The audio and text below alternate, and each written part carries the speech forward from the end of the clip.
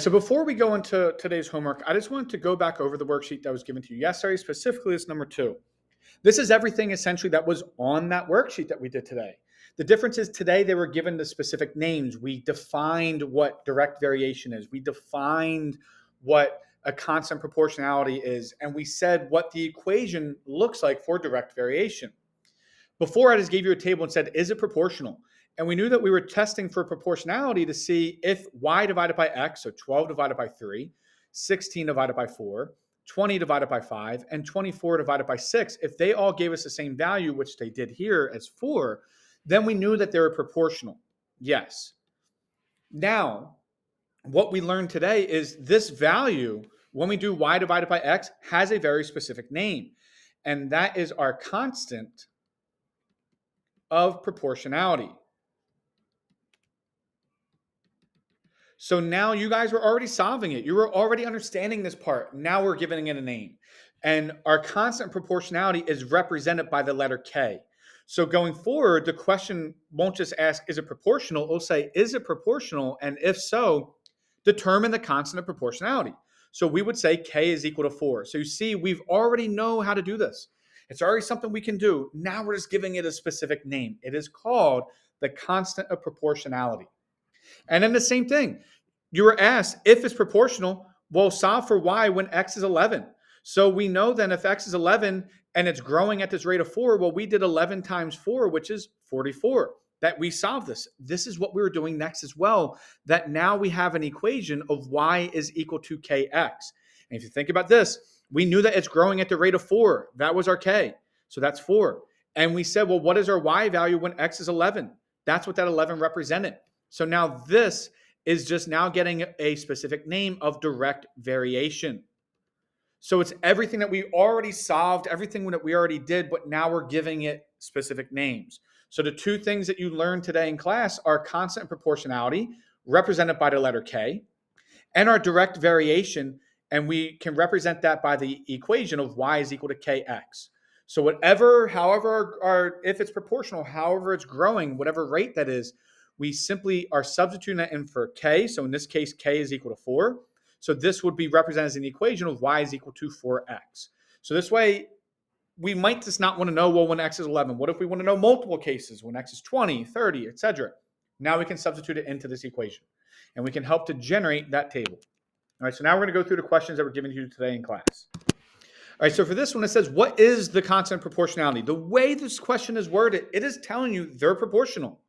It's not saying determine if they're proportional. It says here in the directions as well, it shows a proportional relationship. So since we know it's proportional, we can find K by doing y over x. So it doesn't matter which one we choose. We only have to choose one pairing. We can do 84 divided by 7, which is equal to 12. So that means that K is equal to 12. And then we can check our work. Does 11 times 12 give me 132? Yes. And does 15 times 12 give me 180? Yes, it does. All right. So once again, we already did this. You actually had to do it for every single one of these parts of the table before. Now we're telling you they are proportional. How are they growing? What rate are they growing at? All right. Now it says write an equation. Well, y is equal to kx is the equation that we're writing. We use this in solving those other questions that after we determine they're proportional, we then use that to say, well, what is y when x was 12, 11, 8? Now we have to write the equation, and it must be written as y is equal to kx. And we said before in the problem right before this, in A, that k is equal to 12. So our equation is y is equal to 12x. That is our direct variation. That tells us exactly how y is growing in terms of x. And then the last one, if x is 20, what is y? Well, y is then equal to 12 times 20, and 12 times 20 is 240, so y is then equal to 240. So you see, the reason why I started with the last assignment is nothing's new. You already did all this. You actually had to do more work on the one before. Now we're just giving it specific names. So it just means that you need to understand what constant proportionality means. Well, that's the rate at which it's changing, and we denote that by the letter K. And then when it says write an equation, you might see that as also written as what is the direct variation, but direct variation is asking for the equation as well. And the equation is written as y is equal to k times x, because we're saying y is growing in terms of x. And whatever that constant proportionality is, this gets substituted in. All right, so the next question, it says, Ken mows lawns to earn money on the weekend. He mows 6 lawns for every 4 hours. So in this case, we don't know, because especially says M and H, we don't know which ones are X and which ones are Y. But X are our independent variables and Y are our dependent variables. And if you just think about what those words mean, independent, it's not being affected by anything else. It's of its own, if you want to think about that. Where dependent changes depending on what it's dependent on. So in this case, when we have lawns and hours, time is always independent. We can't go back in time. There's no time machines. We can't pause time. We can't jump time. So time is time. It moves in a linear pace. So time will always be our independent variable, which means hours here is going to be our X and lawns will be our Y. So if we want to write an equation, it's y is equal to kx. That's how we show the relationship. Here they're asking us to write it as m and h. If you write k and x or x and y, I'll still give you credit for that as long as if it's done properly. All right, but our direct variation is usually y over x. Well, we just said our x is hours and our y is lawns. So we will then write this as lawns over hours. So now we just substitute in, well, it's 6 lawns for every 4 hours. So this means it's 3 over 2. If you want to write that as a decimal as 1.5, I would accept it as well. But that is our rate at which every single x or y is changing in corresponding to x. So our equation, with the way that they have it written, is our lawns mode is equal to 3 over 2 times h. Or if you want to write y is equal to 3 over 2x, I would accept that as well.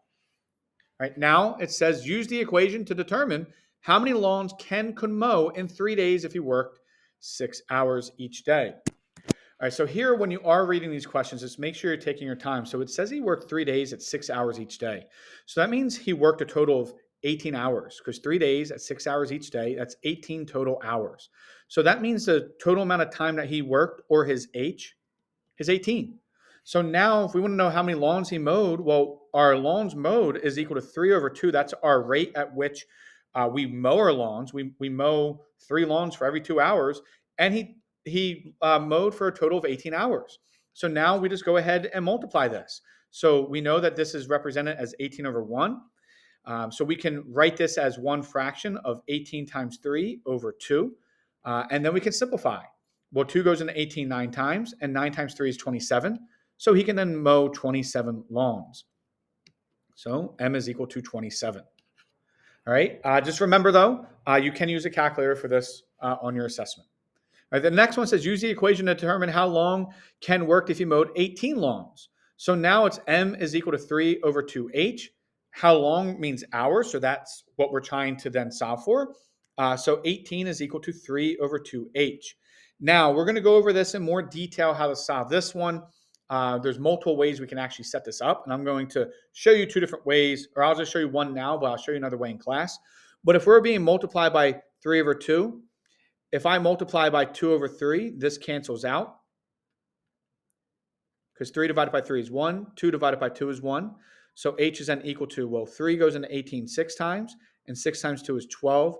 So it means that he can take 12 hours to mow 18 lawns. You can also think about it as 18 lawns over how many hours, and the ratio is 3 to 2. So we know every 3 lawns for 2 hours. So 3 times 6 gives me my 18. So that means 2 times 6 will give me my H, which is 12. All right, so you can solve it as an equation. You can solve it as creating what's called a proportion, or just thinking about it logically with your ratios. Last year, you may have learned in grade 6, you usually learn how to solve proportions by using a chart kind of thing, where it's like you make a little grid. So we have 3 lawns for every 2 hours. Well, now if he worked 18 lawns, you can draw this table here of 18, and you can use that to solve as well. I saw some of you do that on previous problems. So if you learn how to use that method, you can as well. All right, then for the third question for A, what is the constant proportionality? So we know that there is one. So it's y over x, or what is our dependent over our independent, and the cost of tickets is always going to be dependent by how many tickets are purchased. So in this case, our independent, or what we can think of as our X, is the number of tickets, and our dependent or our cost is our Y.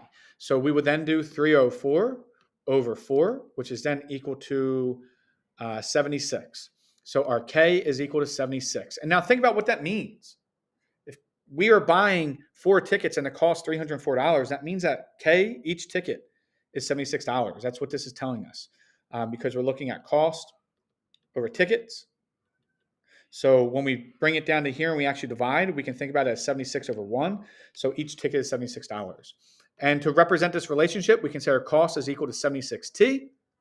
What would the total cost be for 12 tickets? So then we would go ahead and say, well, T is equal to 12. So our cost is equal to 76 times 12. And 76 times 12 is going to be equal to 912. So our cost is equal to 912. So it'll be $912 for 12 tickets. And then for this one, it says, well, how many tickets cost 532? So C is equal to 12T. I'm sorry, not 12. C is equal to 76T.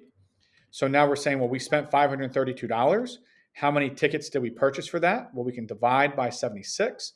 And 532 divided by 76 is equal to 7. So T is equal to 7. That means that you bought 7 tickets.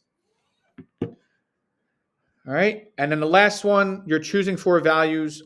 We can all choose different ones. I'm just going to choose 1, 2, 3, 4. So then this will be 2.5, 5, 7.5, and 10. Identify the constant proportionality. Well, that's the rate at which they're growing. So K is equal to 2.5. You don't even need the table for this. It's telling us in the equation. Find the value of Y if X is equal to 23. So Y is equal to 2.5 times 23. And 2.5 times 23 is equal to 57.5. So Y is equal to 57.5. And find X when Y is 100. So 100 is equal to 2.5 times X. We divide each one by 2.5. So 100 divided by 2.5 is equal to 40. So X is then equal to 40. All right. We will open up the next class by going over any questions you have on this as well.